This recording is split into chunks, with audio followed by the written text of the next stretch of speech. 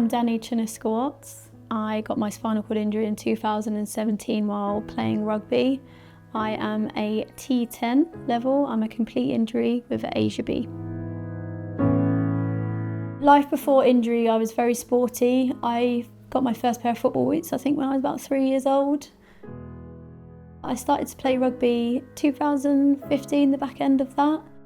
It was our first ever league game, and it was in the second half, right at the end of the phase, where someone did a reckless tackle when I did not have the ball at the back end of a ruck.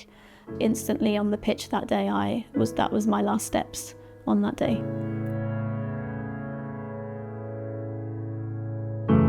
So I'm a mum of 3. That's probably my proudest achievement in life. My eldest is Lily Rose. Middle child is Freddie. The first 2 I had when I was 20 and 22, so that was pre-injury.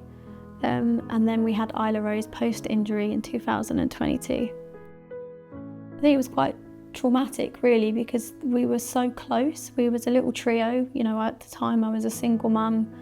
We all shared a bed at night time. We was all in mum's bed. And then having that just snatched from you in an instant, and then spending 6 months apart. And then when I think about my children, that must have been so just, where are we going next? But Lily, she wrote me a letter to say goodbye to the old mum, to make way for the new mum, and that's how she had closure. Pregnancy with a spinal cord injury, we never knew if it was going to happen, because I didn't know anyone who had been pregnant with a spinal cord injury that I could ask the intimate details with. I knew of one lady who works for the Spinal Injuries Association, Carol. I knew that she had a young child, so I knew it was possible. So that was really nice to see that. And then the moment when you find that pregnancy is really, really happy. Did not think it was going to happen. I didn't think it was going to happen the natural way, which it did.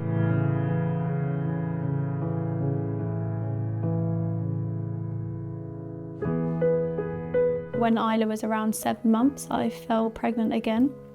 I was actually in hospital. I was admitted into hospital for pain. They asked if I could be pregnant, and I said, I don't think so. And she says, no, you're pregnant. And I was like, oh, wow. And then it was, you can't have the baby.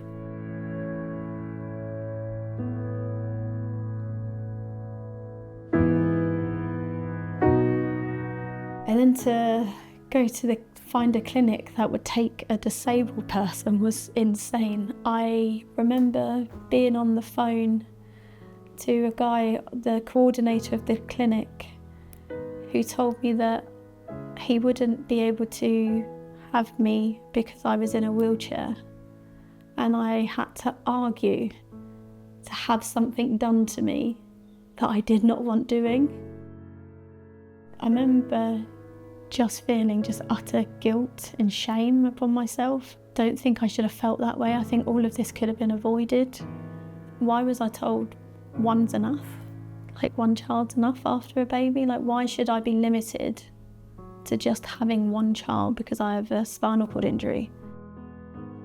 In the garden, we actually have our baby, like, in a tree, because, yeah, we brought the baby home.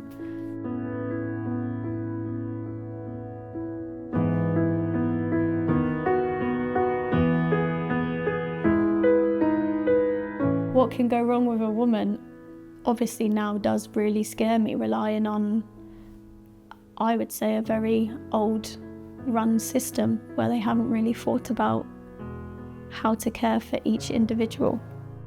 We just feel robbed. I think a lot of people can relate to sometimes there's a lot of things when you have a spinal cord injury that choices just aren't yours. You just have to go along with it to save your life.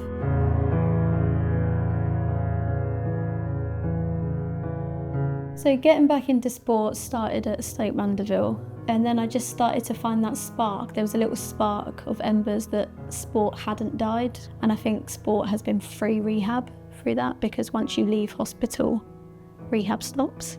So I found my love of sport again when I got on the ice for para ice hockey. I play for Great Britain for the mixed teams and the women's team. I've travelled the world with them. So I was lucky enough to make history in para ice hockey, being the first female to score. It's a male-dominated sport, but women are allowed to play in the mixed team. So in 2022, I was the first person to score internationally in the World Para Ice Hockey Championships and Para Games. So owning that for the women.